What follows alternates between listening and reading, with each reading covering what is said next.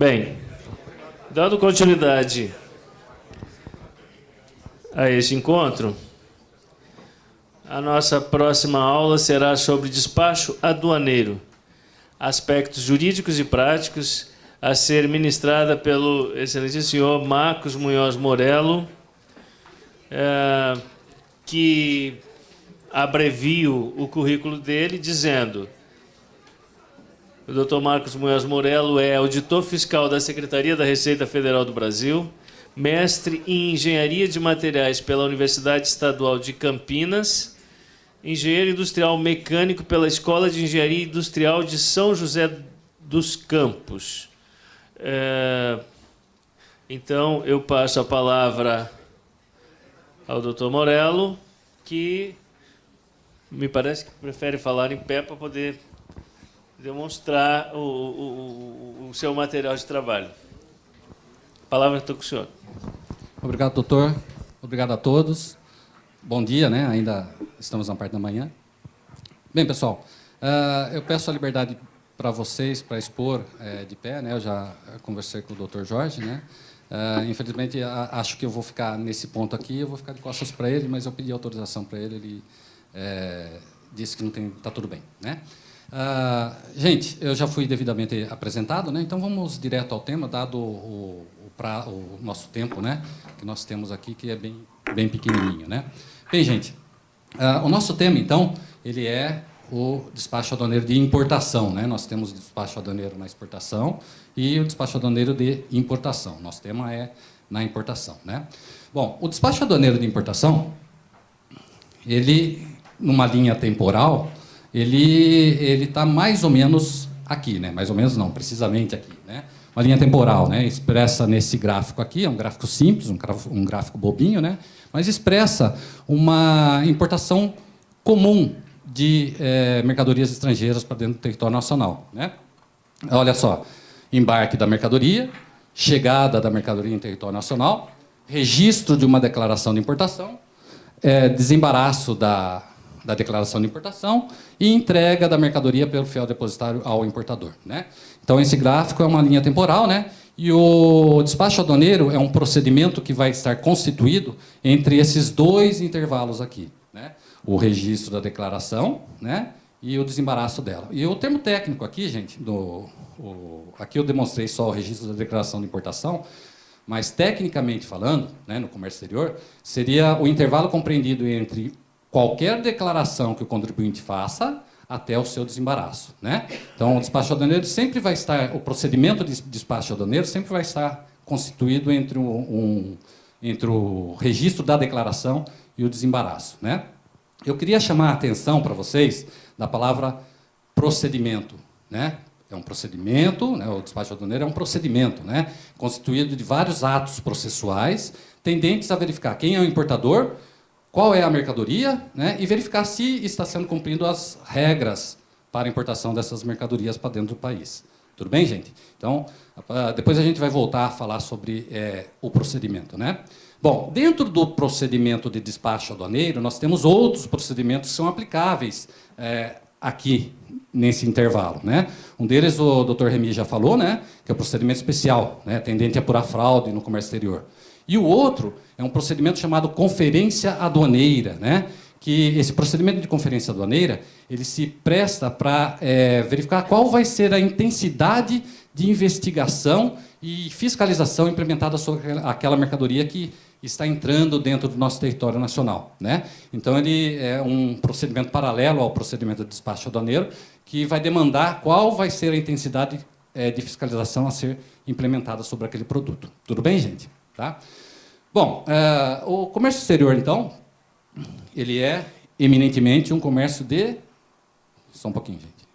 Um comércio de mercadorias, né? Então, se é um comércio de mercadorias, né, me permitam fazer um exercício com vocês, né? Imaginem só que eu sou um lojista aqui na Avenida Brasil, aqui em Balneário, né, vendo determinados produtos, e agora eu vou pegar meu caminhãozinho e vou na indústria nacional comprar um produto nacional, né, para vender aqui na minha lojinha, né? E o produto que eu vou comprar é esse aqui, gente, ó.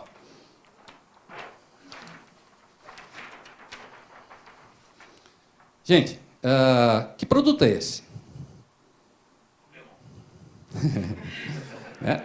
Todo mundo sabe que produto é esse aqui, é o Mickey, né? Ok? Tudo bem? Gente, então vamos lá. Eu tenho várias formas de expor o despacho aduaneiro para vocês, tá? Eu poderia aqui expô-lo de forma técnica, trazer a legislação para vocês, né? Só que sobre o despacho aduaneiro a gente tem muita coisa para ser falada. Nossa, tem bastante coisa, né? A gente teria a semana inteira aí para ficar discutindo a legislação, as normas, etc. Então, eu estou expondo de forma didática para vocês, como se nós estivéssemos numa sala de aula, né? Porque o debate, a parte técnica, vocês vão fazer na parte da tarde, né? Então, eu vou trazer aqui para vocês os procedimentos práticos lá da fiscalização, para que vocês depois insiram eles dentro da legalidade. Tudo bem, gente? Ok? Bom, então, vou lá comprar um lote desse produto aqui, né? Vocês já detectaram que é o Mickey, né? Veja, gente, em termos de classificação tributária, né? Que produto é esse aqui, o Mickey? É um brinquedo, né? Ok? Tudo bem, gente? E se ele é um brinquedo, ele tem um público-alvo. Quem que é o público-alvo do brinquedo? Né? A criança, né? Ele vai ser destinado para a criança. Olha só. E ele também, por vocês terem detectado que isso aqui é o Mickey, isso representa... Vocês detectaram o Mickey porque isso representa uma marca, né? Que marca é essa aqui que ele representa? Né? A Disney, né? Isso é uma marca tridimensional. É a mesma coisa se eu perguntar para vocês qual é a marca desse produto aqui. Né? Isso aqui é um isqueiro, né? É o isqueiro da Bic, ok? Nenhum outro produto no mundo, nenhum outro produtor no mundo pode fabricar um isqueiro igualzinho a esse, porque isso aqui é uma marca tridimensional. Vai ter que pedir autorização para a Bic para produzir um produto igual a esse. Tá? Então, olha só. Vocês me falaram, isso aqui é um brinquedo, isso aqui é o Mickey, é um brinquedo, e tem a marca da Disney, e a destinação é uma criança. Né? Tudo bem? Tudo isso daí só por conta de um desenho simples aqui. Né? Então, vamos lá. Gente, então eu vou lá na indústria, pego esse produto, né, e levo para a minha lojinha lá para vender. Está exposto lá. Aí, de repente, chega um pai de família, né, e fala assim, olha, amanhã é aniversário do meu filho, né, e eu quero comprar esse produto aqui. Quanto que custa? Né? Sei lá, R$100. Né? R$100 cabe no meu bolso. Tá? Foi lá, comprou, e amanhã ele vai entregar para o filho dele. Tudo bem, gente? Bom, nessa historinha aí está faltando uma coisinha. Né? Está faltando um detalhe que a gente nunca presta atenção, né? Que a gente nunca fala. Olha só, a única coisa que o comprador dessa mercadoria se preocupou é se cabia dentro do bolso dele ou não. Tudo bem? Foi a única coisa. Por quê? Né? Porque ele não se preocupou, por exemplo, qual a tinta utilizada nesse produto aqui. Veja, a criança ela vai pegar, amassar, bater esse produto, vai colocar na boca. Né? Será que a tinta utilizada nesse produto é tóxica? Né? Será que esse produto pode vir assim? Ó? A criança vai bater e tal, puxar o olhinho dele vai sair, né? O olhinho dele vai sair e ela vai enfiar na boca. Né? O pai não se preocupa com isso. E é natural a gente não se preocupar com isso. Por quê? Porque na hora da fabricação desses produtos aqui, tem um monte de regramento, tá, que a indústria cumpre, tá? Porque para fazer esse produto de qualidade para chegar ao consumidor final. Né? A gente está tão acostumado com isso que a gente esqueceu desses detalhes. Né? Então, quando a gente vai comprar esse produto aqui, a gente só pensa em termos econômicos. Se cabe no bolso ou não. Tudo bem, gente? Ok? Tá? Esse é o exercício que eu queria fazer com vocês. Agora a gente volta para o comércio exterior. Né? Já no comércio exterior, nós temos, então, a figura... a figura do importador, né? O importador que vai trazer uma mercadoria estrangeira, né? E vai inserir dentro do nosso mercado nacional, tá? Bem, gente, essa mercadoria estrangeira, né? Ela foi também produzida sobre um regramento que nós não conhecemos, né? E a gente também não sabe se esse regramento é compatível com o nosso, né? Se o fabricante dessa mercadoria aqui, ele cumpre esse regramento. E de que forma é fiscalizado o cumprimento desse regramento? Né? Então, para isso, nós temos que... Todo aquele regramento que nós temos dentro, na cadeia interna do nosso território nacional, a gente tem que pegar e transportar para a ponta. Né? De que forma? Para que esse produto entre em igual qualidade, seja econômica, que é aquilo que a gente sempre vê, seja de ordem qualitativa. Tudo bem? São as famosas barreiras que nós colocamos dentro do mercado internacional, né? Barreiras econômicas, né? E barreiras tidas como barreiras administrativas, né? Que é justamente o regramento que a gente coloca para a entrada dessa mercadoria em território nacional, né? Agora vejam, gente, o regramento colocado nessa ponta aí é extenso, né? Tão extenso quanto o regramento interno do nosso país. É o mesmo. Pega aqui e coloca nas pontas. Tudo bem, gente? Tá? Bom, e isso é uma coisa que a gente quase nem lembra quando trata de comércio exterior. Eu vi as palestras anteriores, né? Todos nós falamos de tributos, carga tributária, recolhimento tributário, mas só o Dr. Remy que falou sobre esse aspecto administrativo, que é onde eu quero chamar a atenção. Tudo bem, gente? Ok? Tá? Então, esse produto ele vai entrar para concorrer com o produto interno, e quando a gente fala concorrência, tá? Essa concorrência é de ordem econômica e, principalmente, e o mais importante, de ordem administrativa, de regramento da fabricação do produto, né? Por que eu falo principalmente, né?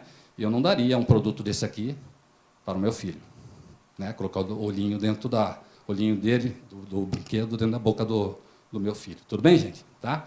Bom, então são oferecidas barreiras administrativas e econômicas, né? Então, quando o produto entra no território nacional, né, são na chegada do produto, né, de uma mercadoria estrangeira no porto, aeroporto, na zona primária, né, se aplicam normas de transporte, seguro, tributária, né, de controles cambiais, infracionais, etc. Né? Todo aquele ordenamento interno vai lá para a ponta. Tudo bem, gente? Então, para que serve? Né? Para permitir que a mercadoria estrangeira entre dentro do território nacional, né, seja inserida no território aduaneiro, sob o controle de normas nacionais.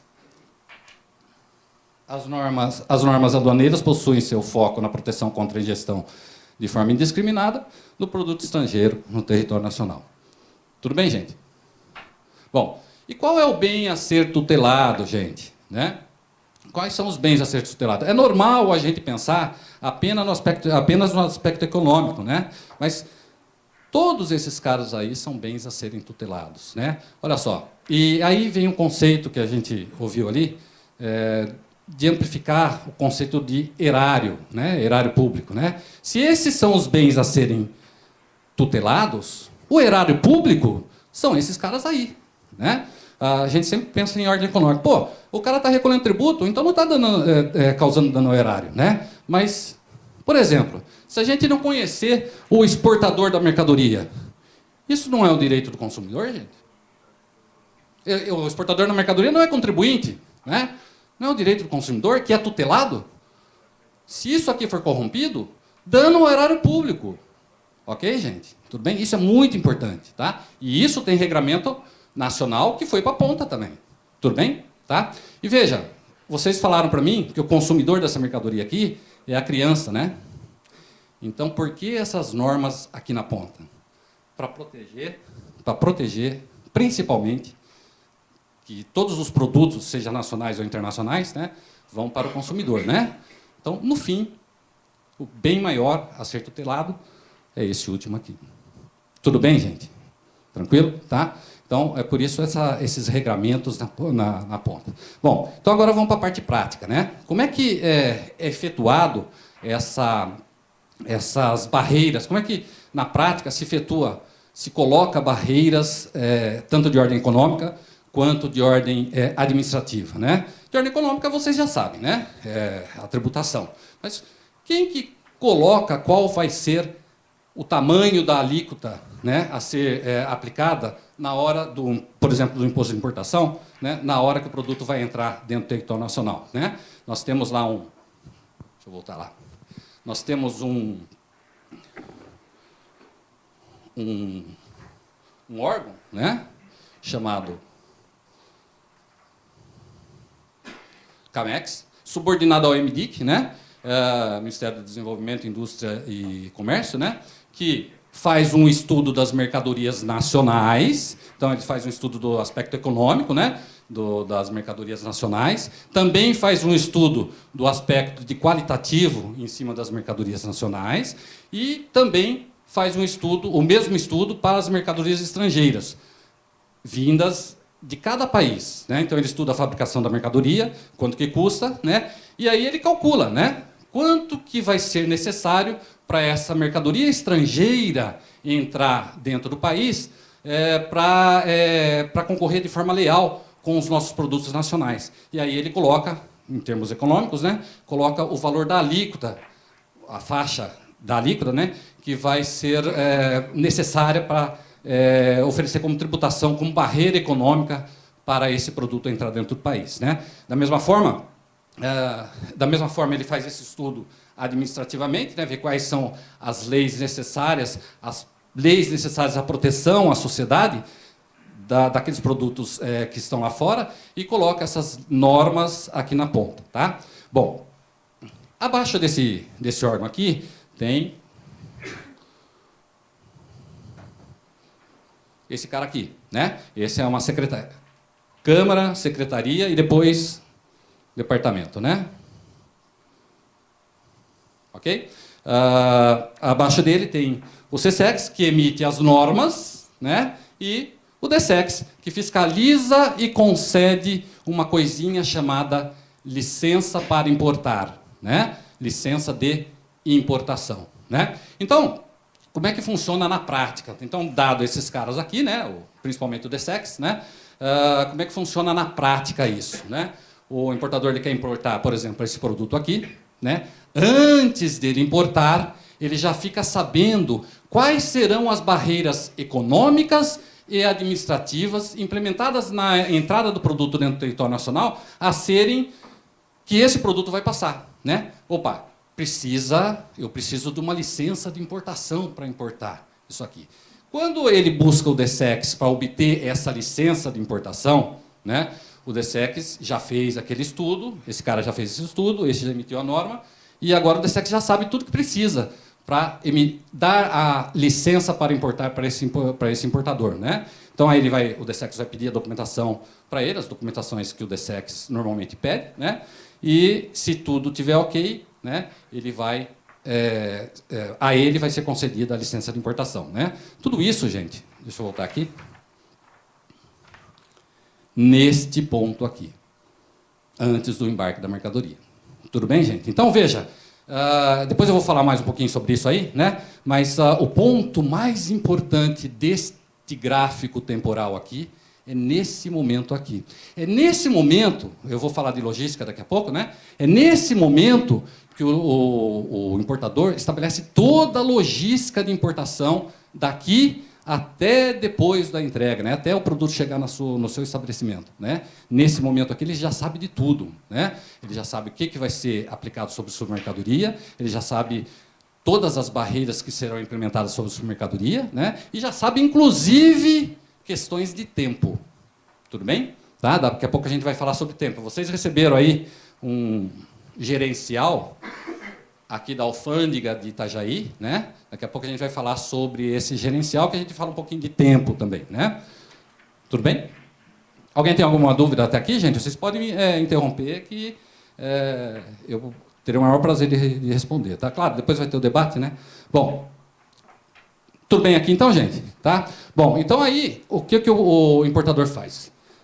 Conhecido o produto, conseguido a licença de importação, agora, né, ele vai classificar a mercadoria dele, né? Opa, classificar, né? O que é isso? Ele vai, quando ele chegar aqui, ele vai ter que declarar a mercadoria num sistema, né? O sistema ele tem uma linguagem alfanumérica, né? Então ele precisa transformar a palavra Mickey, né, em linguagem de computador. Para isso ele precisa codificar a sua mercadoria. Aí ele se recorre a um sistema, né, de codificação de mercadorias internacionalmente utilizado, né, o sistema harmonizado, e procura lá onde está o Mickey, né? O Mickey é codificado, né? A codificação do Mickey é essa aqui, gente. né? Ele pega esse código aqui, que é a codificação do Mickey no sistema harmonizado, e na hora de declarar essa mercadoria, ele insere essa codificação aqui. Quando ele faz isso, gente, ele está falando para o sistema: olha, sistema, eu estou trazendo o Mickey, né? Eu não estou trazendo camisa ou, sei lá, caneta. Eu estou trazendo o Mickey, né? Então ele está informando o produto, né, que ele está trazendo, né? E depois, obviamente, a gente nasce o despacho aduaneiro e a gente vai verificar se realmente ele está trazendo o Mickey. Olha lá, a mercadoria é o Mickey, beleza, desembaraço. Tudo bem, gente? Tá? Na prática. Oi, pois não, pode falar. O número decorre da NCM, Norma de Classificação de Mercadorias. A NCM é o último, né? Mas sim, tudo bem. Mas é a mesma numeração do IPI, do regulamento do IPI? Sim, tá. Sim. Tá? É a mesma codificação. É porque tem mercadorias que são importadas e que não precisam da licença de importação. Sim, tem. Né? Agora, quando chega no Brasil e o órgão de fiscalização entende que ela tem que dar uma classificação incorreta... Isso, é isso que eu vou chamar a atenção para isso. Tá? Pode terminar a pergunta? Não, então é assim, ele importa uma mercadoria que não precisa da licença de importação. Quando chega aqui, a Receita diz: não, essa classificação tem correta, tem que ser tal. Ele faz a retificação e aí pode ser na cada mercadoria, porque naquela classificação correta precisa da licença de importação. Exatamente. Todos escutaram o Dr. Jorge? Tá? Eu vou aqui, posso repetir, doutor? Tá? O questionamento do doutor é mais, na prática, é mais ou menos esse aqui. Tá? Suponha que essa mercadoria aqui, né, ele codifique essa mercadoria nesta codificação aqui, ó.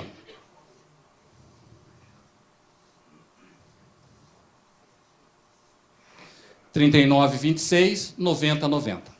Ok? Essa codificação aqui é de outras obras de plástico. Tá? Ok? Então ele está informando, quando ele codificou isso aqui, tá? Ele informou para o sistema que está trazendo outras obras de plástico. Né? Aí registra aqui, nasce o despacho aduaneiro, existe uma investigação em cima daquilo que ele declarou, né?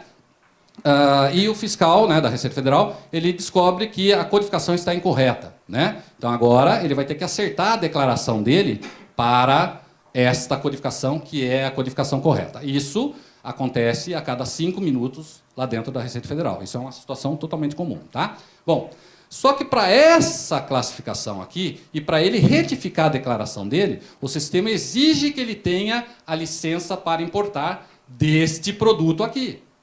Tá? E aí ele vai lá no DSEX, fala assim: DSEX, eu posso importar essa outra mercadoria aqui? E muitas vezes aquela mercadoria não tem a qualidade que o DSEX exige para a sua importação. E aí ele não consegue retificar esta mercadoria. Poxa, mas os tributos a serem recolhidos eu já recolhi. Claro, a barreira econômica você já superou. Falta a administrativa. Esse produto não pode entrar no país. Quem determina isso é o DSEX. Né? Se o DSEX está dizendo que esse produto não pode entrar no país, seja por qualquer motivo, tá? Esse produto não se consegue retificar aqui e, obviamente, nós não podemos, sem a licença de importação, desembaraçar o produto como ele está declarado, porque não é obras de plástico. Né? Um exemplo mais... Respondi, doutor? Tá? Um exemplo mais próximo da gente, que acontece muito também, é, por exemplo, camisas. Né? Não vai dar para mostrar minha camisa aqui, mas suponha que eu tenha declarado numa codificação de camisa de algodão. Né? Consegui a licença de importação para importar camisa de algodão. E na hora, o fiscal ele precisa conhecer a mercadoria para saber a classificação. Todos nós, quando vamos classificar, nós precisamos conhecer a mercadoria para poder classificar. Né? Então, vamos lá. Conheci, classifiquei no código de camisa de algodão, e na hora o fiscal não sabia, né, o que era, pedir um laudo técnico para conhecer a mercadoria.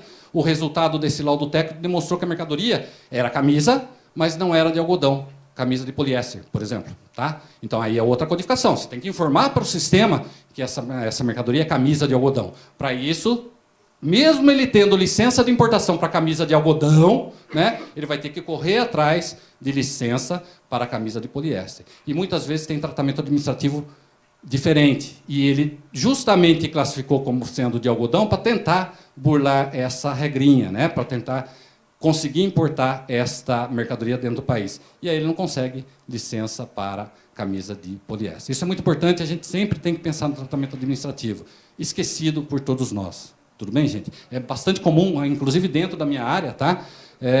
A gente só pensar em aspectos econômicos, né? Mas olha só a quantidade de regramento que tem em termos administrativos, e a gente sempre esquece deles. Tudo bem, gente? Tranquilo? Tá? Bom, continuando, então. Respondi, doutor? Tranquilo? Então tá. Vamos lá. Gente, eu ainda não falei de arrecadação, né?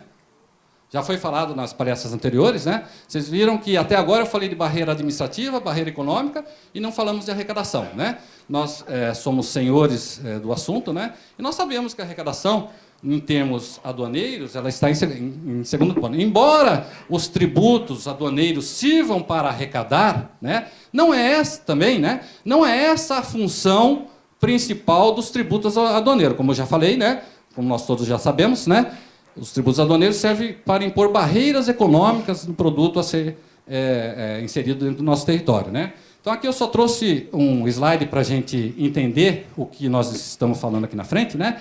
Olha só, eu poderia ter pegado um dado mais atual, isso é um gerenciamento, né, dentro da nossa casa lá, né? Eu poderia ter pegado um dado de julho, né? Mas como esse slide já estava pronto, né, e aquilo que eu pretendo dizer vai ser a mesma coisa, eu mantive março ali, né? Então, olha só, a arrecadação de todos os tributos incidentes nacionalmente, né, foi tanto de ordem aduaneira quanto tributos internos, imposto de renda, tá? O grande leão aí é o imposto de renda, né?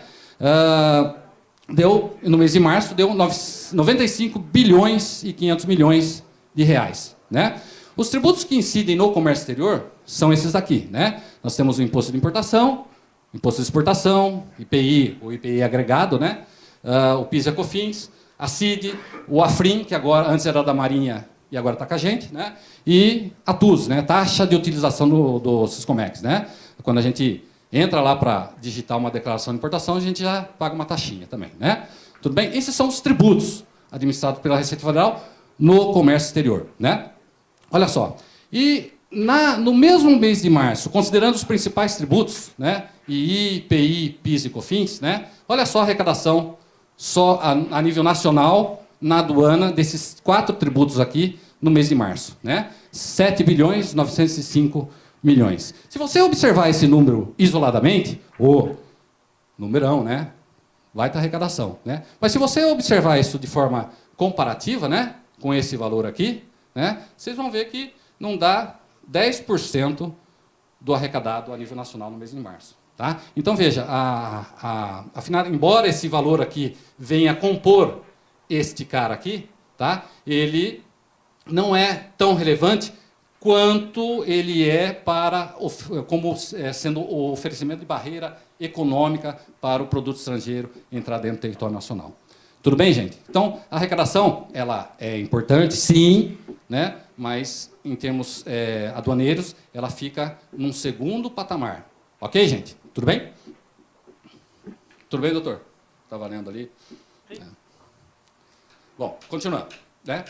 Então, gente, agora vamos falar um pouquinho de logística, né, do importador. Como eu antecipei já, né, eu ia falar nesse momento aqui, o ponto mais importante onde é estabelecida toda a logística da operação de importação é nesse ponto aqui. Então, nesse gráfico aqui, muitas pessoas consideram o ponto mais importante o registro da DI, ou então a chegada da mercadoria, que ocorre o fato gerador dos tributos, né? Mas não, gente. O ponto mais importante é aqui, ó. É aqui onde o importador estabelece todo esse gráfico aqui, a logística de todo esse gráfico aqui, né? Então, nesse ponto aqui, tá, vai acontecer o seguinte. Olha só. O importador, ele vai procurar a mercadoria dele, né? Achada a mercadoria dele, ele vai escolher o exportador que oferece a mercadoria de forma mais barata, né? Então ele está pensando em termos de custo e quanto que ele vai obter de lucro, né? Nesse momento ele vai, a hora que ele escolher a mercadoria dele, a hora que ele escolher o exportador, né? O fabricante exportador, né? Ele vai codificar a mercadoria dele, né? Então ele vai entrar lá no no sistema, verificar qual é a codificação do Mickey, e agora ele vai descobrir quais serão as barreiras administrativas e econômicas imputadas, que serão imputadas no produto quando ele chegar aqui no país. Tá? Então, esse é o primeiro momento. Ele já sabe, ele já está conhecendo a mercadoria dele, então ele já sabe o que fazer. Conhecida as barreiras administrativas e econômicas, o próximo passo é correr atrás do DSEX para obter o licenciamento, automático ou não, para poder importar essa mercadoria. Tudo isso antes de embarcar a mercadoria. Né? Existem algumas leis, como o Dr. Remy falou, né, que não necessitam de licença de importação, aí fica tranquilo. Existem outras, que é a LI automática. Né? Essas, a diferença entre a LI automática e não automática, né, é justamente que a não automática tem que ser emitida antes do embarque da mercadoria. E a automática ela pode ser emitida a qualquer tempo, antes do registro da declaração de importação. Tudo bem, gente? Tá? Mas, neste momento, tá, ele já sabe todo o procedimento que ele tem que fazer. Ele já sabe qual é a barreira, se existe, né, qual é a barreira que vai ser implementada sobre o produto. E aí ele estabelece a logística. Tudo bem, gente? Tá? Continuando. Bom, agora, conhecido esses fatos, ele vai também procurar uma forma de armazenagem para essa mercadoria ser transportada de lá para cá. Né? Então, ele vai escolher alguém que tenha algum container para alugar, para ele inserir as mercadorias dentro desse container, para ele botar dentro do navio e trazer para cá. Né? Isso, normalmente, quem faz é um cara chamado agente de carga. Lá fora, NVOCC. Né? Aqui dentro, agente de carga. Tá? Bom, depois, ele vai escolher o tipo de transporte que ele vai transportar essa mercadoria. Pode ser terrestre, dependendo do país, né? Aéreo, ou, o mais barato, aquaviário, né? Via navio. Né? Tudo bem? E vai escolher o transportador. Né? Não é sempre que você tem, por exemplo, a Maersk, que faz o mundo inteiro, você encontra em qualquer país. Mas se você pegar um outro transportador, nem todos os países são linhas daquele transportador. Né? Então, embora tenham vários transportadores que façam várias viagens, nem sempre aquele país da origem da mercadoria tem todos eles, né? De repente só tenha um. Né? Então, de qualquer forma, ele vai escolher o tipo de transporte e quem vai transportar a mercadoria dele. Tudo isso, gente, ele está computando lá na canetinha dele, né? Em termos de custo, para saber quanto que ele vai obter de lucro depois. Tudo isso porque antes do embarque. Né? Porque se não compensar, ele não traz essa mercadoria para cá. Né? Mas normalmente compensa. Né? Deixa eu fazer Pois não, pode falar. Esse transporte, ele acarreta, às vezes, uma consequência interessante, porque nem sempre a gente conhece bem as linhas de transporte internacional. Por que eu estou falando isso? Porque uma ocasião eu joguei um processo que vinha lá de Rio Grande, que era cimento que vinha do Rio de Janeiro, produzido no Rio de Janeiro, que vinha para o Rio Grande do Sul. Só que a linha de navio que foi colocada, ele vinha, aproveitava a corrente marítima e parava primeiro via do Rio e ia até Montevidéu. E depois voltava para o Brasil. E aí, quando chegou no momento de liberar a carga, a fiscalização do governo disse, não, mercadoria importada, falta o imposto de importação, inclusive falta a contribuição anti-dumping. E isso ocasionou um problema terrível. Eu julguei, mas não sei como é que terminou. Porque não termina. Eu julguei que o importador tinha razão, não precisava pagar o imposto de importação, porque não era mercadoria importada. Mas, não, porque nunca termina, ela deve estar lá no STJ, STF, alguma coisa assim. Era mercadoria estrangeira ou nacional? Não, no seu exemplo? não, cimento nacional. Ah, cimento nacional, ok. Uhum. Ele está fazendo... A mercadoria foi para fora e voltou, né? É mercadoria nacional. Bom, posso continuar, doutor? Bom, continuando então, né? Então, estamos falando de logística, né? O próximo passo, então, é onde será armazenadas as mercadorias do importador, né? Então, antes de embarcar, ele já escolhe. Veja, ele vai ter que ter um tempinho de armazenar, é uma mercadoria estrangeira em solo brasileiro, né? Então, tem que ter um local especificado para armazenar essas mercadorias enquanto elas não são nacionais, né? Daqui a pouco a gente vai falar do desembaraço aduaneiro, né? Então, enquanto elas não são nacionais, tá? Elas têm que ficar num recinto controlado, né? É o dito recinto alfandegado, né? Alfandegado pela Receita Federal, sob o controle da Receita Federal. E ali a gente deposita mercadorias estrangeiras, né? Até elas serem nacionalizadas. Tudo bem? Então ele vai escolher esse recinto aí, vai entrar em contato com o fiel depositário, com o proprietário da empresa que vai armazenar aquelas mercadorias, né? Que normalmente o proprietário da empresa é um fiel depositário eleito pela Receita Federal, né? E ali ele vai fechar o custo daquela armazenagem lá, já calculando o tempo que essa mercadoria vai ficar dentro do território nacional, né? E, por último, ele vai escolher também um profissional que vai fazer o intercâmbio entre a Receita Federal e ele e a Receita Federal, né? Que é um profissional que conhece a legislação, ele é credenciado pela Receita Federal e ele é um representante do importador perante a Receita Federal, que é o despachante aduaneiro, né? É um prestador de serviço que ele faz essas vezes, ele faz esse intercâmbio entre a Receita Federal e o importador. Tudo bem, gente? Tudo isso computado nos cálculos deles. E uma coisa, um detalhe, tá, gente? Olha só. Direito privado, né? Toda essa logística é composta por empresas regidas pelo direito privado, né? A Receita Federal, ela só entra aqui, nesse momento aqui. Tudo bem, gente? Tá? Por que eu estou chamando a atenção sobre isso aí? Quem entrega a mercadoria para o importador é o fiel depositário, que trabalha numa entidade de direito privado. A Receita Federal, quando aperta esse botão aqui, desembaraço, ela terminou a investigação que estava exercendo sobre a mercadoria.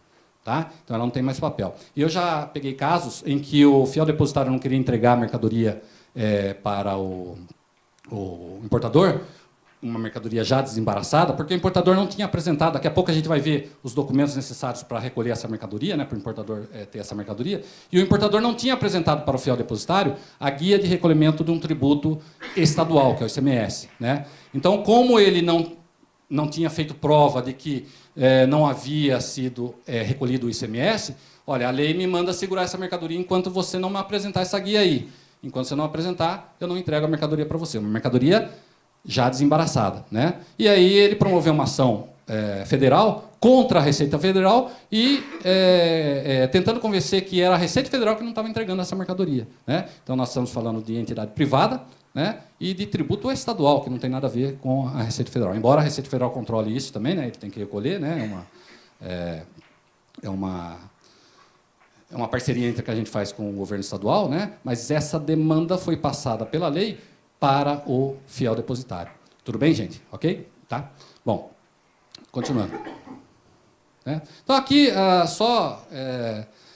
fica difícil de não falar de despacho aduaneiro se a gente não mostrar a lei, né? Eu tentei tirar o máximo que pude da legislação, senão a gente conversaria um bom tempo, mas o conceito eu tenho que trazer, né? O conceito da lei eu tenho que trazer. A lei transcrita no regulamento aduaneiro, que é um decreto, né? Então é uma cópia da lei, né? Então vamos lá. Despacho aduaneiro de importação é um procedimento, né, mediante o qual é verificada a exatidão dos dados declarados pelo importador em relação à mercadoria importada, aos documentos apresentados e à legislação. Eu só queria chamar a atenção, gente, a essa palavrinha aqui, ó. É um procedimento. Dentro desse procedimento tem vários atos processuais, tá? Então, assim, eu sei que vocês vão debater isso também à tarde, tá? O prazo de 8 dias lá para cumprimento de prazo processual, desculpe, atos processuais, né? Lembre-se que se a gente for implementar 8 dias para cada ato dentro do procedimento, né? Esse procedimento de despacho aduaneiro vai durar aí, sei lá, 30, 60 dias, né? Ok? Então é uma coisa, depois vocês conversem lá, tá? Gostaria de participar também. Bom, gente, toda mercadoria que entra em território nacional, toda mercadoria. Fui lá no Paraguai, comprei esse produto aqui, né? Ok? Estou entrando no território nacional. Toda mercadoria que entra em território nacional tem que submeter a despacho aduaneiro de importação, tá? Mas eu não estou pagando imposto sobre isso aqui, eu sou isento, né? Ok, não tem problema. Se a gente observar esses dizeres do importador, né? Eu sou isento, não preciso pagar, então não preciso declarar, né? A gente está analisando puramente sob o aspecto econômico, né? Não tem que pagar tributo, então não precisa declarar, né? Não, tem que declarar sim, porque tem um aspecto administrativo. Esse produto pode entrar dentro do território nacional, né? Será que é um produto defeituoso? Se for um remédio, gente, de uso controlado, com efeitos colaterais, todo remédio tem efeito colateral, né? Será que... paguei menos de $50, né? Posso entrar com esse produto aqui? Né? Você vai consumir, depois vai dar trabalho lá para o SUS, né? E a gente vai ter mais prejuízo do que qualquer outra coisa, né? Tudo bem, gente? Tranquilo? Bom, prazos para submeter a mercadoria a despacho. Pois não, pode falar.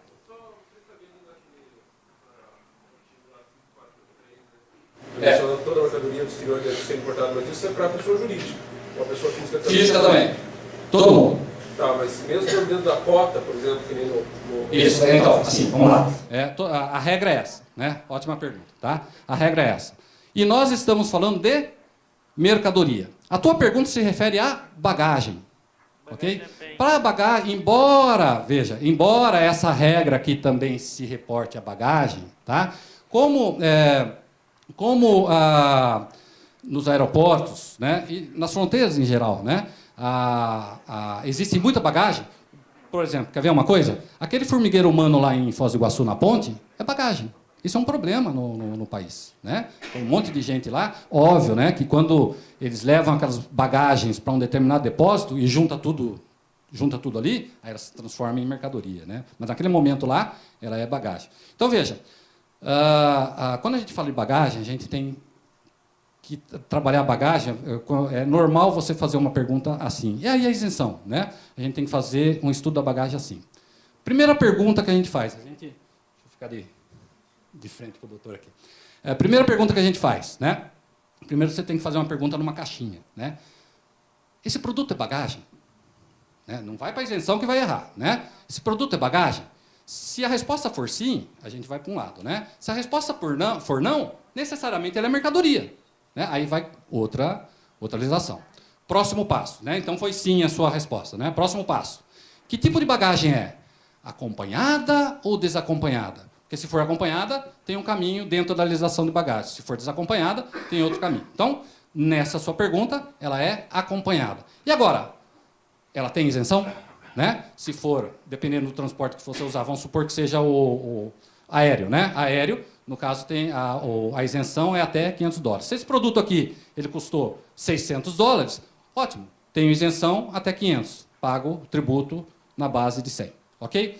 Como isso é muito intenso, e para melhorar o fluxo desse tipo de bagagem, né? O que se faz nas fronteiras e nos aeroportos, né? Eles editam normas que, olha, se você estiver dentro da cota, você não precisa declarar, assim vai mais rápido. Imagina descer de um avião 300 pessoas e 300 pessoas terem que declarar, tá? Então, veja, a regra é essa, exceção à regra a sua pergunta.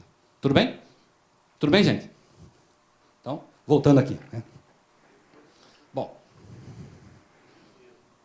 Então, prazos, né? Prazos para a mercadoria, né?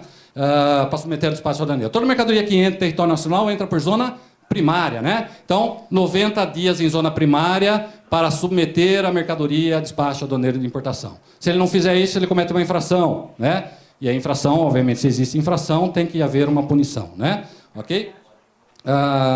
E na zona secundária, né? 75 mais 45, 120 dias. 75 prazo de armazenagem e mais 45 dias de lambuja, que a lei dá, para ele submeter a mercadoria a despacho de importação. Tá? Tudo bem, gente? Então, total 120 dias. Tranquilo? Então, vamos lá. Bom, a conferência aduaneira. Como eu disse para vocês, a conferência aduaneira, dentro do despacho aduaneiro, é um procedimento que ela dentro do despacho aduaneiro, aqui, tá? A conferência aduaneira pode ser exercida fora do despacho aduaneiro também, né? Imaginem vocês uma mercadoria já desembaraçada, que eu quero fazer uma revisão aduaneira nela, né? Posso fazer o procedimento de conferência aduaneira também, né? Raros casos, mas sim, tá? Bom, mas eminentemente aqui. Despacho aduaneiro tem conferência aduaneira. A conferência aduaneira é um procedimento mais intensificado em cima da mercadoria e é um procedimento que determina qual a intensidade de fiscalização e investigação que vai ser implementada em cima da mercadoria, né? Então, só o conceito aqui legal, depois a gente passa para essa intensidade, né? Aqui é o texto legal, a conferência aduaneira na importação tem por finalidade identificar o importador, a mesma do despacho, né? verificar a mercadoria e a correção das informações relativas à sua natureza, classificação, quantificação e valor. E confirmar o cumprimento de todas as obrigações fiscais e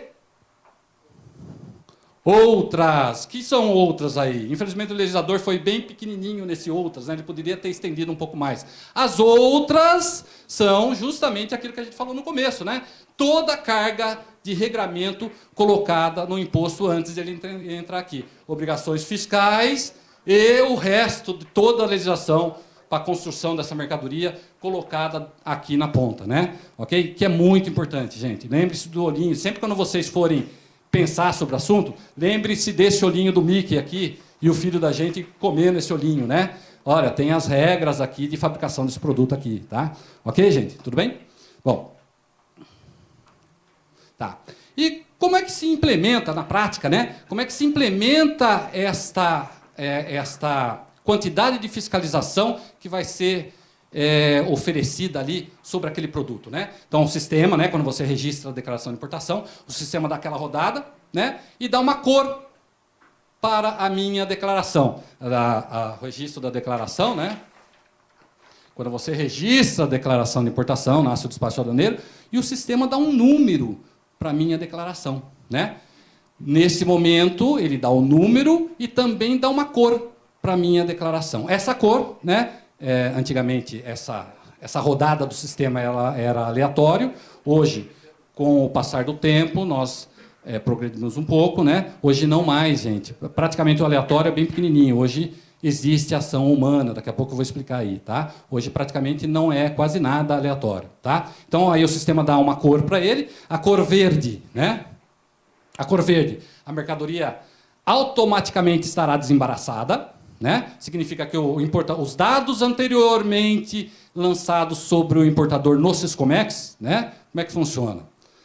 O importador se habilita para trabalhar no comércio exterior, né? Aí, à medida que ele vai trabalhando, vão sendo inseridos dados sobre eles no Siscomex, né? E também o comportamento das mercadorias que ele costuma importar, né? Vão ser inseridos lá. Aí, quando ele registra a declaração, por isso que não tem mais aleatoriedade, né? As informações vão sendo lançadas no sistema.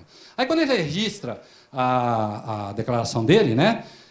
O sistema roda e verifica todas as informações lançadas. Se o cara for um cara bacana e a mercadoria também, né? Vai dar um canal verde para ele ali, né? E a mercadoria automaticamente vai estar desembaraçada. Tudo bem? Se existe um comportamento da mercadoria, ou ele já errou classificações NCMs anteriores, né, vai dar um canalzinho amarelo para ele, né, fazer só uma análise documental na declaração de importação, né? E aí a gente vai examinar, vamos ver se a classificação fiscal dele está correta, né? Pode ser esse caso aqui, né, que a gente pegue documentalmente mesmo, né? Ou um caso mais grave, que a gente precisa olhar na mercadoria. Aí dá o canal vermelho, né? Olha só, vocês estão reparando que a fiscalização e a investigação sobre a mercadoria está aumentando? Né? Verde, depois amarelo, aí vermelho. E, por último, nós temos a parte do Remy, né? Que é o Dr. Remy, que ele falou, quando tem indícios de fraude, gente. Né? Olha só, aí tem aquele canal lá, que é um quase preto, né? Um cinza. Né? Aí tem o cinza lá para investigar a fraude no comércio exterior. Tudo bem, gente? Tranquilo? E aí a gente precisa, nesse canal aqui, como é fraude, né? E como a gente vai ter que entrar na contabilidade do contribuinte, a gente vai na prática funciona assim, gente. O fiscal ele já sabe. A gente tem ótimos profissionais dentro da casa, né? Dado a experiência, dado o tempo de serviço. Pessoal bem legal lá. Quando ele olha para a declaração, quando ele vê aquela mercadoria, independentemente de sistema, o fiscal já sabe que tem problema ali, né? Só que a gente não tem elementos de fato para comprovar. A gente sabe. Né? Se a gente simplesmente disser, sujeito oculto, então isso daí vai cair na próxima esquina. Tá? Então, ele tem que colher elementos de fato para comprovar isso. Né? Então, para isso, gente, a gente precisa mais de tempo. Daí, outros procedimentos inerentes a esse canal aqui. Por exemplo, o canal cinza. Né? Claro, como o doutor que me antecedeu, tem gente inocente nessa brincadeira, mas ele vai passar por isso uma vez só. Tá? Ele está no canal cinza, por indícios de fraude, a gente vai examinar, e se nessa investigação que a gente fizer, não for necessário abrir o procedimento especial, a gente não abre o procedimento especial, desembaraça a mercadoria e essa informação vai ser inserida no Siscomex. A próxima vez que for rodar, né, vai dar um outro canal diferente de cinza. Tudo bem, gente? Tá? Então, existem alguns importadores que, às vezes, precisam passar por esse procedimento também, tá? Para a gente ver que aquele indício que nós tínhamos não era verdadeiro. Agora, a grande maioria que entra nesse canal aqui, infelizmente, são os grandes concorrentes desleais que nós temos aqui dentro do mercado. Tá? Tudo bem? Bom, conferência aduaneira, então, né? Quais são os critérios que eu falei antes, né, que vão sendo inseridos no sistema, né? Para efeito de informação para o sistema para ele poder rodar, né? Lembra lá quais são os bens a serem tutelados, né? Ou seja, o erário público, né? A gente não pode pensar em erário público só em termos econômicos, né? O erário público, como eu já disse, né, é também tudo aquilo que é tutelado pela legislação, né? Então, com base nessas informações, a gente vai colhendo, vai informando o Siscomex, né? Olha só, regularidade fiscal do importador, né? Habitualidade do importador, natureza e volume, o valor da importação, valor dos impostos incidentes ou que incidiriam na importação. E nesse ponto aqui eu queria chamar a atenção, né? Pode ser um valor a ser recolhido enorme, né? Opa, vamos dar uma verificada se o cara não está classificando mal a mercadoria, né? Ou pode ser um valor zero, né? Opa, será que o cara não está deixando de recolher tributo, né? Então, os dois lados, né? Origem, procedência e destinação da mercadoria. O doutor Jorge aqui falou de uma coisinha aqui, antidumping, né? Direito aos antidumping, né? A importância da origem da mercadoria, por exemplo, é extremamente importante, né? Porque aquele país fabricante do Mickey, né, pode estar praticando dumping. E aí a gente tem que ter um remédio aqui para consertar isso, né? Que é o famoso direito antidumping, né? Bom, tratamento tributário, né? Características da mercadoria, capacidade operacional, econômica e financeira do importador, né? Eu queria fazer um parênteses aqui, né, que os meus antecessores falaram, e aqui a gente está falando mais especificamente da origem da norma, né, que é a norma financeira, né, lavagem de dinheiro, etc., né? Canal cinza, né? Vou começar a investigar, né? Eu tenho um importador que não declara o seu adquirente, né? E ele tem um capital social de R$10.000. Tudo bem? Tranquilo? E ele está importando uma mercadoria, ou mercadorias. Gente, esse exemplo não é bobinho, não, gente. Acontece muito, tá? Ele está importando uma mercadoria que custa R$1 milhão.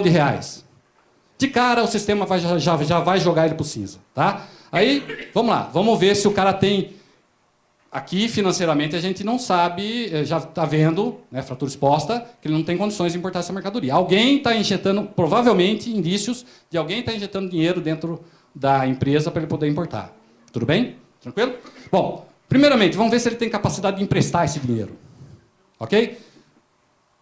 Importador, como é que você conseguiu esse dinheiro aqui? Eu emprestei do banco. Beleza, me traz o contrato que você emprestou, prova que veio do banco, eu vou desembaraçar a sua mercadoria. Mas eu intimo ele não me responde. Né? Tudo bem. Não me respondeu, então isso é uma fratura exposta. Isso acontece, gente. Eu intimo um importador, não responde, aí o prazo está contando contra a Receita Federal, ele vai falar para vocês que a Receita está demorando, mas é ele que não está respondendo para a gente, já tem uma intimação para ele, né? Aí ele não responde. Bom, se ele não me respondeu, agora eu vou abrir um procedimento especial. Agora eu preciso ir na contabilidade dele, fazer mais intimações para ele, investigar isso aqui. Agora sim, agora entrou no procedimento especial. Pode falar. É exatamente isso aí que eu ia perguntar. Porque muitas das alegações não é assim, não está instaurado nenhum procedimento. Está no canal cinza e a Receita não instalou. Então, e isso acontece muito, porque a gente faz a primeira... Antes de abrir o procedimento, que é um procedimento complicado para o importador, extremamente, que ele está pagando armazenagem, a mercadoria dele está parada lá, né? É um procedimento complicado para a gente também, né? Porque é um trabalho muito difícil. O Dr. Remy já falou, né? É um trabalho extremamente difícil. A gente vai ter que forçadamente entrar na contabilidade do contribuinte, né? Pedir o extrato bancário dele, ou, se não for o caso, pedir autorização para vocês para a gente ver o extrato bancário deles, né? E assim vai, né? Então, a gente tem que buscar isso aqui. Isso aqui, gente, é fratura exposta, gente. E aí a gente fala assim, né? A gente escuta assim, olha, precisa de um crime antecedente. Se ele não provar a origem desse dinheiro aqui, gente, eu preciso de uma origem desse dinheiro aqui. Se ele não quer me apresentar, se eu não consigo obter a origem, ele não está falando. Ninguém é obrigado lá na Constituição, né? Ninguém é obrigado a fornecer prova contra si, né? Ok? Bom, é esse artifício que ele está usando, né? Então ele não me apresenta nada, não apresenta nada, não apresenta nada. Estou terminando o procedimento especial. Eu tenho que concluir isso aqui. Olha, eu fiz tudo o que eu podia, tá? Não foi comprovada a origem da mercadoria. Portanto, isso aqui é origem não declarada. Nós temos um cara escondido aqui que está injetando dinheiro nessa empresa. Ok, gente? Tá? Então, eu não preciso saber a origem do dinheiro, né, se ele não me apresenta, né, como é na lavagem de dinheiro. Tudo bem, gente? Eu só que... Do procedimento, sim. Sim. É porque aí a gente vai ter mais tempo, né, 90 mais 90. Né? E aí a gente tem tempo.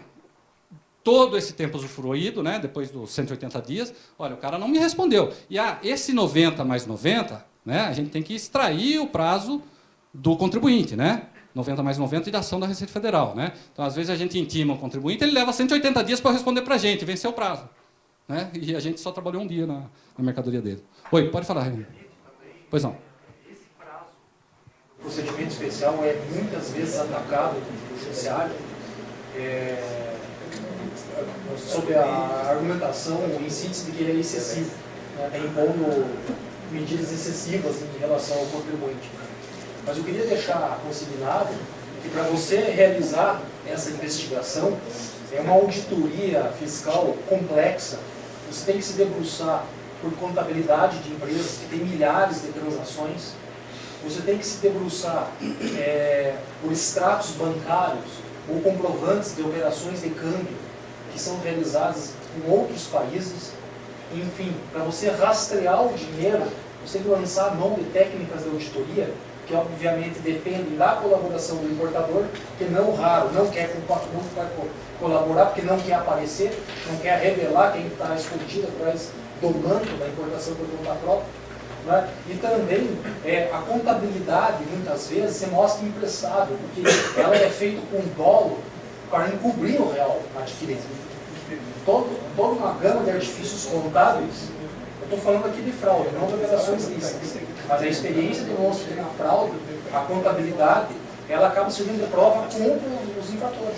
Porque ela é feita para encobrir, ela não reflete a realidade das operações. Quando você consegue rastrear os recursos, você identifica e isso demora tempo. Então, esse prazo, por vezes, de 180 dias, também se revela pequeno, reduzido, no caso de fraude comprovada. Pode falar, pessoal.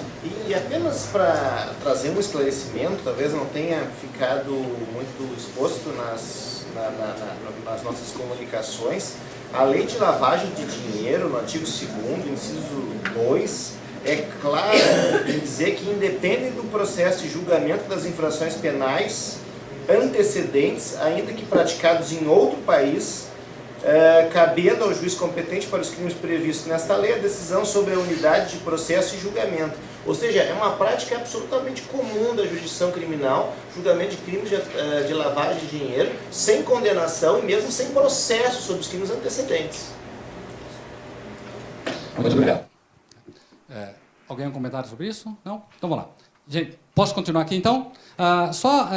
Gente, eu queria só chamar a atenção, já que a gente está nesse assunto, tá? Depois eu vou falar sobre isso mais pausadamente, né? Vocês estão recebendo esse gerencial, que é da Alfândega de Itajaí. Aqui tem se vocês deram uma estudadinha, né? Vocês vão verificar que esse assunto que nós estamos falando agora, nesse momento, que é um assunto preocupante para nós, e vocês vão debater à tarde, tá?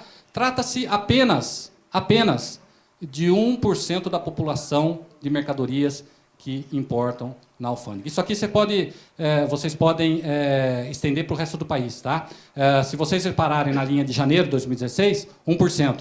Abaixo, e vocês forem avançando os meses aí, vão verificar que é menos do que 1%. Tá? Então, quando a gente fala de fraude no comércio exterior, né, a gente está falando de menos de 1% das mercadorias que entram dentro do território nacional. Aquilo que chega para vocês ali, né, para vocês lá, né, no trabalho de vocês, e para nós, a nível de canal cinza, né, a nível de suspeita de fraude, né, é menos do que 1%. Né?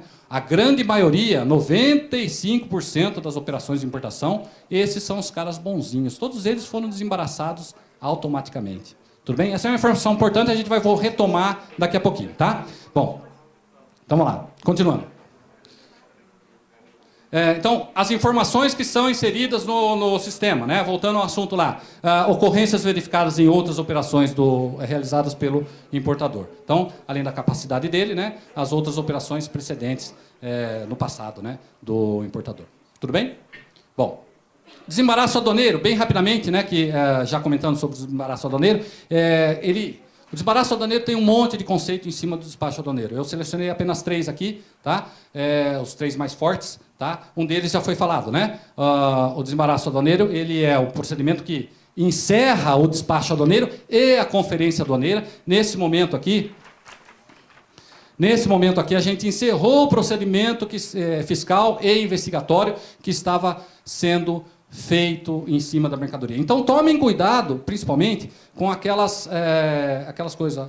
Por exemplo, desculpem falar dessa forma, gente, cada um no seu campo, né, mas escapou. Né? Então, tomem cuidado com decisões do tipo desembaraçem a mercadoria. A entrega da mercadoria, tudo bem, né? A gente vai discutir hoje à tarde. Né? Mas tome cuidado, porque se a gente desembaraçar a mercadoria, a gente encerra o procedimento fiscal e investigatório que estava tendo em cima dela. Né? Então, é um cuidado que a gente tem que ter aqui.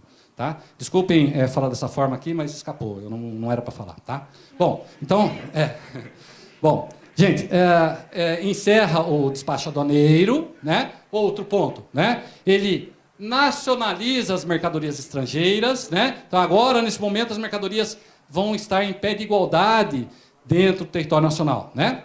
E, por último, né, ele autoriza a entrega para o fiel depositário, entregar as mercadorias para o importador. Né? Então, é um ato de autorização para o fiel depositário. Tudo bem, gente? Aí o fiel depositário ele tem o papel dele lá, tem que colher alguns documentos, tem que verificar algumas coisas e entregar a mercadoria lá. Pode falar. Se a determinação for para encerrar o despacho aduaneiro, vocês não vão fazer entrega da mercadoria, né? Perdão, encerrar o despacho? Se a determinação for para encerrar o despacho... Não, sim, encerrar o despacho aí não tem mais nada aqui. Não, vocês não vão entregar a mercadoria. Ou vão entregar a mercadoria. Sim. Vão entregar a mercadoria. Sim. Tá? Tá? O despacho aduaneiro já é autorização, né? Daí não tem mais nada para... Nós também podemos administrativamente ou judicialmente entregar sem encerrar a... Isso, então, é isso que eu estou dizendo. Eu falei anteriormente, doutor. Tomem cuidado com a decisão de desembaraçar... fiscal, desembarace a mercadoria. Né? Porque a gente está... Isso, porque a gente estaria encerrando um procedimento. O certo seria, se for o caso, né, entregue a mercadoria, mas mantenha o despacho. Né? Aí a gente continua a investigação, tá? Mas aí a mercadoria entregue para o contribuinte. Tá? Ok? Tomem cuidado com isso. Bom, condições de entrega. Então, assim, só para encerrar e depois a gente vai para o gerencial. Gente, olha só. Condições de entrega e requisitos. Né? Depois do desembaraço aduaneiro, nós temos aqui a entrega da mercadoria pelo fiel depositário ao importador. O que ele tem que conferir? Aqui, eu ainda deixo esse texto aqui do inciso 1º, tá? Isso aqui caiu, foi revogado, né? Mas eu deixo ele aí para vocês, para chamar a atenção de vocês uma outra coisa, tá? Antigamente, para o fiel depositário entregar a mercadoria para o importador, ele pedia o original do conhecimento de carga, né? Hoje não precisa mais, nós temos o conhecimento de carga eletrônico, do Sicomex Carga, etc. Né? Então hoje não precisa mais, porque é um mero apertar de botão, o fiel depositário vai ter essa informação no computador dele lá. Né? Então, mas ainda hoje, por força do transportador, embora isso aqui não esteja mais no texto legal, e depois dos próximos artigos, vai ter uma proibição ali dizendo o fiel depositário fica proibido de exigir o conhecimento de carga como condição de entrega da mercadoria ao importador, né? Tem uma vedação expressa. E mesmo assim, a maioria dos fiéis depositários estão exigindo esse documento aqui. Tá? Ele foi tirado do ordenamento normativo em 2013 e ainda está sendo exigido. Isso é um prejuízo para o importador, tá? E muitas vezes demanda para vocês. Tá?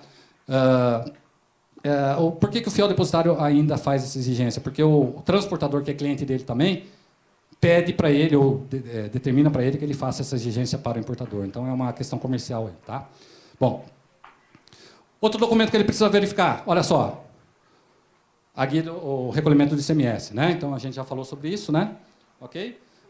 Nota fiscal de entrada, olha só, o fiel depositário está fazendo as vezes de Estado. Né? Ele verifica esse recolhimento e verifica, obviamente, a nota fiscal de entrada da mercadoria na empresa. Né?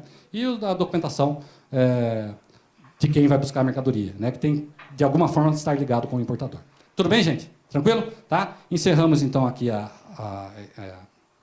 o nosso discurso. Né? Agora vamos entrar no gerencial.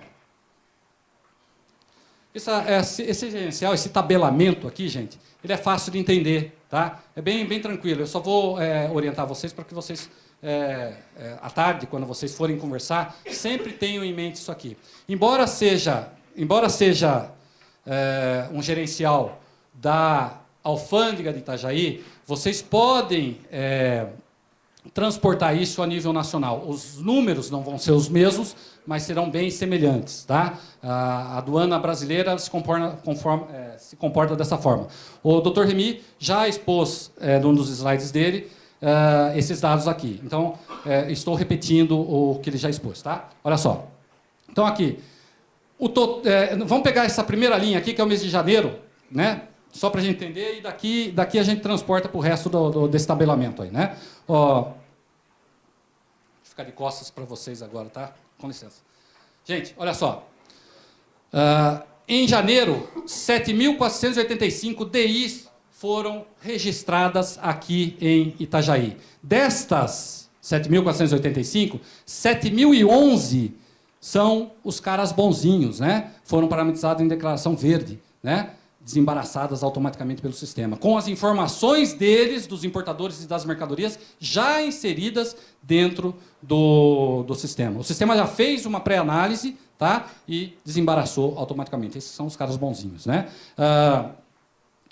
De 7.485, 92 foram canal amarelo.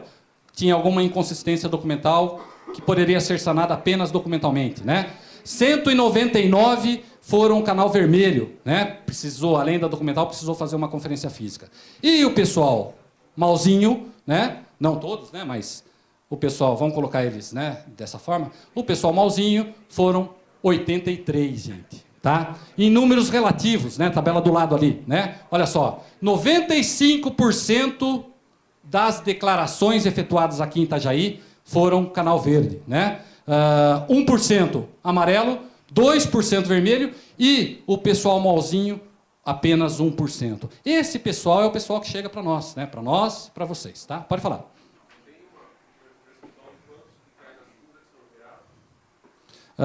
Nós temos um percentual do cinza que é liberado sem abertura de procedimento especial?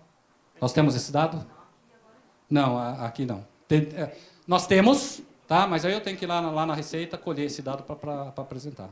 Tá? Aí aqui...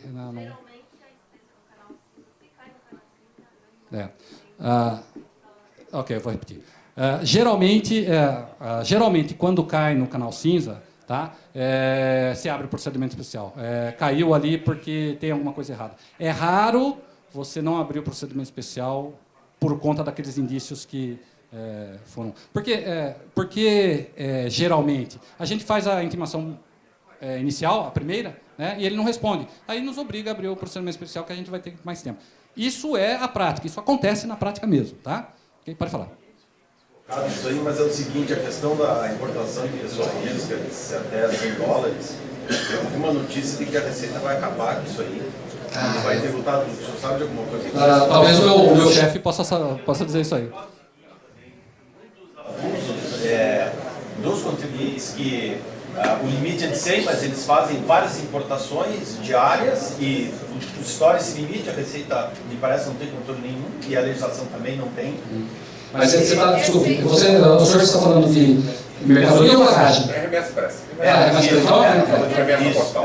E isso aí, até 100, e o problema do abuso também da fiscalização, porque às vezes a mercadoria lá são, sei lá, $10 e bota o imposto R$90. Então vamos lá, tratar o primeiro ponto. A Receita, na verdade, essa parte que envolve definir a política comercial, ampliação desse regime de diminuição, na verdade está sendo comandada pelo Ministério do Comércio e o Ministério do Ministro da Fazenda. A intenção deles é rever a norma e estabelecer uma isenção na faixa de menor, uma faixa menor, que seria pela portaria do ministro que foi impugnada judicialmente, $50. Né? Nominalmente ela está 100, no ato do ministro fixou em 50, judicialmente isso foi impugnado, a jurisprudência ampla e pacífica no sentido de que deve se aplicar o 100. O Ministério do Desenvolvimento pediu para a gente não tomar nenhuma medida, porque eles estavam encaminhando uma proposta de medida provisória para resolver essa questão. Exatamente, isso nós estamos aguardando. Então, nós não poderíamos, pedir para aguardar porque está sendo encaminhada, já está dentro da Casa Civil, para resolver essa questão e colocar no patamar ou de 50 ou de 100, que é o que existe. Né? Então, a gente está meio que mãos atadas aí nessa história. Gente, vamos retomar. Adamastor, Thiago tem mais uma pergunta, né? Outra pergunta com relação à questão de valoração. Né? Nós temos nós aqui aplicamos nesse regime uma regra de valoração que não é coincidente. Nós temos essa informação, mas é a mesma coisa. Das mercadorias no comércio. Até porque senão é um regime para comércio, né? É uma operação normalmente envolvendo pessoas físicas, enfim. Então, nós temos uma margem de arbitramento, né? E isso estava sendo feito manualmente.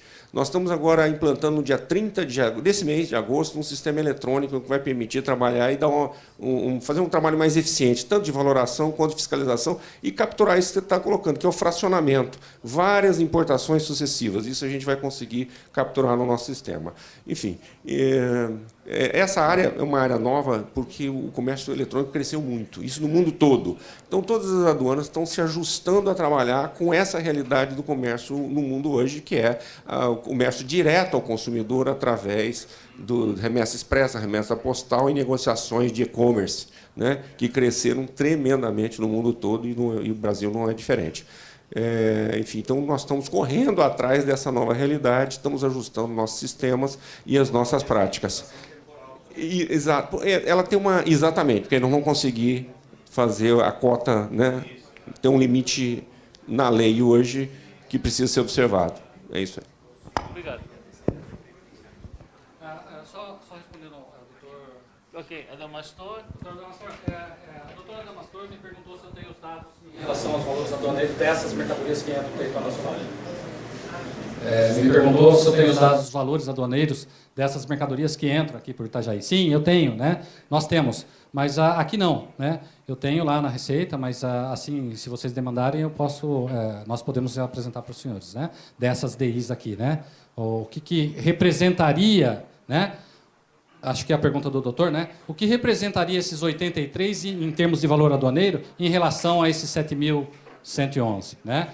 Acho que é essa a pergunta. Mas nós temos essa informação, basta a gente colher lá, né? Ok? É só fazer uma pesquisa nos nossos programas lá. Doutor Tiago, por favor. Respondi? Você falou sobre a paralisação do canal cinza durante o despacho aduaneiro, em que, em virtude das características daquela operação, ela vai passar por um controle mais rigoroso e a partir daí pode ser aberto um procedimento especial. Perfeito. Eu gostaria, se possível, que você falasse um minutinho sobre a outra hipótese de abertura do procedimento especial, que é quando o próprio importador ele é caracterizado como suspeito. Todas as operações são caracterizadas pelo canal. Sim. E para ampliar um pouquinho a compreensão disso. Tá. A pergunta do Dr. Tiago é relacionada àquele importador que pratica a fraude no comércio exterior, não a uma única operação, né? E sim várias operações do importador. Bom, nesse caso aí, as informações, veja, das análises precedentes daquele importador, nós já verificamos em uma única, um exemplo prático, né? Em uma única importação, nós descobrimos que esse importador cometeu, por exemplo, a interposição fraudulenta, né? Então, a partir desse momento, a gente faz uma análise pregressa da atuação do importador no comércio exterior, né? E aí o que a gente faz? Se ele, em todas essas operações passadas, ele cometeu o mesmo ato que ele está cometendo agora, a gente joga ele no canal cinza para apurar todas as outras operações, inclusive as passadas, em relação àquela mercadoria. Tá? Então, é assim, como é que a gente descobre esse importador? É claro, observando ele, a gente pega uma operação dele, faz uma análise passada, né? Se ele fez a mesma coisa que está fazendo, é modus operandi dele trabalhar no comércio exterior. Então, ele tem que ser... ele cometeu a infração, né? No passado, está cometendo agora e, com certeza, vai cometer no futuro, né? Se a gente deixar. Então, a gente joga ele no canal cinza aí, justamente para fazer essas operações aí, mais intensificadas sobre o importador. Ok? Respondido, doutor? Tá? Tudo bem, gente? Tá? Podemos continuar? Então, por favor, abaixa lá para o tempo. Mais uma. As duas últimas lá. Isso. Então, aqui, só para vocês terem uma noção, gente, nós temos aqui o tempo, né? Vamos pegar janeiro de 2006, ó. Do registro da declaração de importação até o seu desembaraço, nós temos aí, para o Canal Verde, 0,84 dias, menos de um dia, né? O amarelo, 4 dias,9. E o vermelho, 11 dias, né? Eu só queria, antes de esse tabelamento, esse gerencial aqui, ele vai ser utilizado por vocês, mas eu queria orientar vocês aqui, né? Quando o importador registra a declaração de importação, tá? Tem um tempo para o sistema rodar. É óbvio que vai ter um horário certinho lá que o sistema vai rodar, né? Aqui na nossa alfândega aqui tem um determinado horário, né? Se ele, por exemplo, registrar essa declaração de importação às 11 horas da noite, tá? Tem que esperar o dia seguinte para a hora que tiver naquele horário o sistema roda, dá verde, né? Então, pronto. Aí deu verde, aí tem mais um espacinho, né, de tempo para análise, como o Remy já falou, para análise de risco, né? Porque a gente pode direcionar esse canal verde aí para um amarelo, caso o importador esteja fazendo isso, ó, ele pode fazer isso aqui e deu o canal verde, né? Então a gente tem um tempinho ainda para estudar essa mercadoria que deu o canal verde e ou fazer, através de uma ação humana, direcionar ele para o canal amarelo ou vermelho ou, né, se for o caso, cinza, né? Para apurar esse problema aqui, ó. Tá? E sim, por isso esse tempinho que nós temos aqui, né? Ok? Bom, esse outro tempinho aqui, né? Então, aqui entra um tempo, embora sejam 4,9 dias, né? Aqui tem um tempo computado do importador computado para a receita, né? Quando dá o canal amarelo, o importador tem a necessidade de entregar a documentação que subsidia a declaração de importação, né? Então, esse tempinho aí, normalmente ele registra DI, é parametrizado em amarelo, né? Porque ele está certo que vai dar verde. E ele não tem essa documentação na mão ainda, os originais, pelo menos, né? Então, quando dá um amarelo, ele vai correr atrás dessa documentação, né? E aí tem 1 ou 2 dias de lapso aí do registro da declaração de importação até a sua entrega, né? Computados aqui que não são da Receita Federal, né? Então, daí esse atraso aí, tá? Também, aquelas exigências que o fiscal faz. Retifique essa NCM aqui para essa outra NCM aqui, né? Normalmente, o importador demora de 1 a 2 dias também para consertar isso aqui, né? Então, esse tempo está computado ali, tá? E não é da Receita Federal, tá? Da mesma forma, pelo mesmo raciocínio, né? O canal vermelho, né? Esse tempo aqui ainda tem, além dos tempos do canal amarelo, né? Que tem a análise documental, né? Tem também os tempos de posicionamento da mercadoria, né? Eu acho que vocês vão fazer uma visita no porto, né?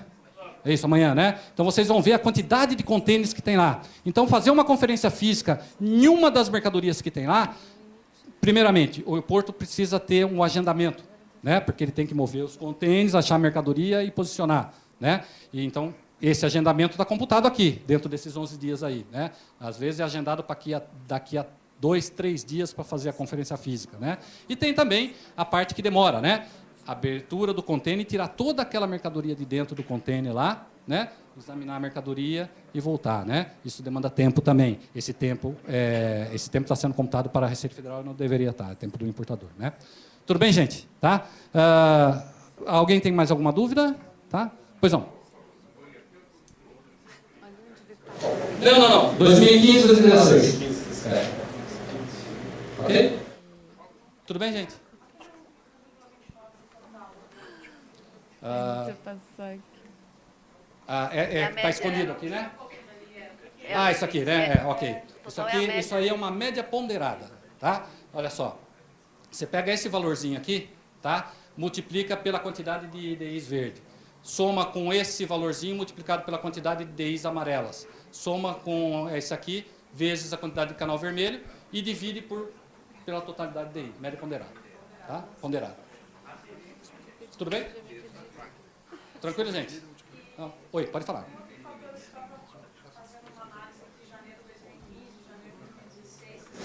Percentualmente, no verde, foi janeiro de 2016, 35% a menos de DIs do que janeiro de 2015.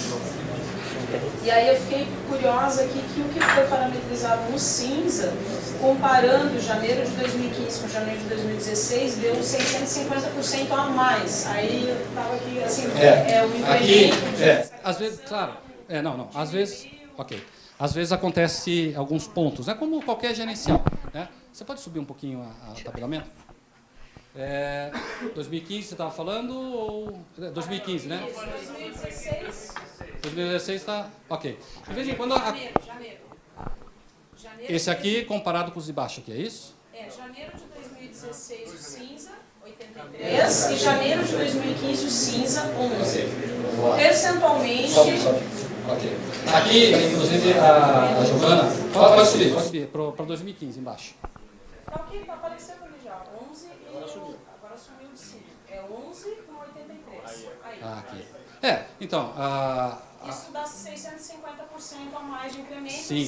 no canal verde reduziu 35%. Então, o que é, né? Isso. A gente não controla o momento que o contribuinte vai praticar fraude, né? Então, aqui, provavelmente, foi o momento em que ou se pegou o contribuinte, né? Ou ele resolveu registrar a declaração dele, né? Porque o que acontece? Olha, eu já peguei na prática várias vezes declarações de importação registradas, né? Tinha o registro da declaração de importação, mas a documentação não tinha sido entregue há 3 anos parada ali, né? Já peguei isso. E já peguei também, lembra que os prazos para submeter a mercadoria de despacho aduaneiro, 90 dias, né? Ele fica trocando de recintos para não dar esses 90 dias, né? E aí, quando a gente vai ver a mercadoria, é uma mercadoria de importação proibida, né? Ou então ele declara uma mercadoria de importação permitida, mas sabe que a gente vai pegar, né? E aí acontece isso. Então a gente não sabe quando que o fraudador, né, vai agir. Ou foi um incremento da fiscalização, sim, tá? Ou foi o momento que o fraudador resolveu registrar a declaração de importação. Lembre-se que a gente está falando em gerenciais, né? Gerenciais têm os seus picos, né? Ele não é uma linha, né? Tudo bem? Pois não, doutor. Alcança o microfone. Trabalhos de pesquisa e seleção que às vezes pega um setor inteiro e a gente finaliza o trabalho e seleciona 20, 30, isso no nível nacional. E nós distribuímos esse trabalho e às vezes cai num porto, mais num porto, no outro. Então, ou seja, tem esse processo de seleção que às vezes entrega uma série de seleções num determinado ponto. É uma finalização de um trabalho de pesquisa e seleção que, aliás, nem é feito localmente. É feito numa central de gestão de risco no Rio de Janeiro. Então, eles analisam, fazem isso setorialmente, né? Então, no setor descobrem 15, 20 operadores que estão atuando de maneira suspeita. E colocam, aí quando termina o trabalho, faz um relatório, mandam para todas as unidades e já coloca todo esse pessoal aqui em Canal Cinza. Esse caso que o doutor está falando, por favor, baixa para 2015, essa mesma tabela, mas 2015. Isso que o doutor falou agora, tá, aconteceu especificamente com esse dado aqui. Ó. Isso foi um trabalho exercido pelo Rio de Janeiro, tá, que gerou para nós um incremento enorme no canal cinza. Tá? Eu não vou citar o nome aqui da empresa, né, mas é uma única... Isso aqui, gente, esses 4,4% aqui é uma única empresa, tá? Que foi o trabalho que o doutor está falando lá, o trabalho iniciado no Rio de Janeiro, que espalhou, foi demandado para o Brasil inteiro, né? E aqui para nós representou um gerencial de 4% no canal cinza. Tá? Tudo bem? Respondida a pergunta? Acho que eu vou concluir agora, que está todo mundo com fome, né? Eu falei demais, né? Gente, é um prazer enorme estar aqui. Eu sou de família de professores, né? Então, culturalmente, eu tive isso. Eu gosto muito de passar aquilo que eu aprendi, né? Eu acho que eu até falei um pouquinho demais, né? Não deveria ter falado tanto assim. Eu acho que depois eu vou perguntar para o meu chefe lá, será que eu passei alguma informação que não deveria ter passado, né? Mas eu gosto muito de passar adiante aquilo que eu conheço, né? É um prazer enorme estar aqui com vocês, é um privilégio, tá? E quando vocês tiverem que perguntar alguma coisa para Itajaí, pergunte para mim. Terei o maior prazer em responder para vocês, tá? Obrigado, gente. Tá?